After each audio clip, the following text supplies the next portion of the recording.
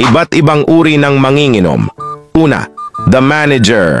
Ito yung manginginom na palaging nagyayaya at siya ang taya. Pangalawa, the playmaker. Ito yung tanggero sa inuman. Pinagmamasdan ang mga kinikilos nyo.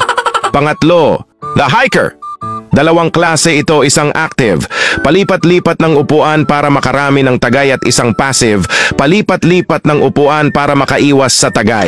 Pang-apat, the denial. Ito yung nagpapanggap na kaya pa kahit lasing na sila. Pang-lima, kid senti.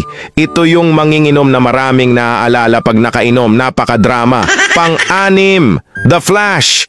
Ito yung umuuwi ng walang paalam, naglalahong parang bula, lalo na sa bayaran. Pang-pito, the kung fu. Ito yung kung fumulutan malupit, tirador ng pulutan, ginagawang picnic. Pang-walo, the sleeping beauty. Ito naman yung madaling makatulog kaya resulta madalas pagtripan. Pang-siyam, the chosen one. Ito yung official runner sa tindahan, tagabili ng yelo, yosi at alak, tagalinis ng kalat. Pang-sampo, the Incredible Hulk. Ito na yung pagnalasing nagiging si Incredible Hulk. Palaging naghahamon ng away. Pang-11, the Deadman Drinker. Ito na yung pinakaunang nalalasing.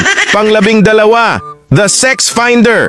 Ito yung manginginom na malibog, naghahanap ng mangyayari kapag lasing. Pang-13, the Joker.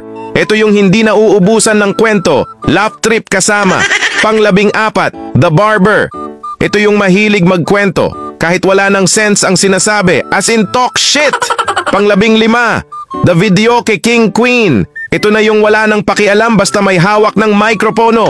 Pang-16, the Originals. Ito na yung maalamat na manginginom, palaging kasama kahit saang tagayan present. Sa tingin mo sino ka dyan?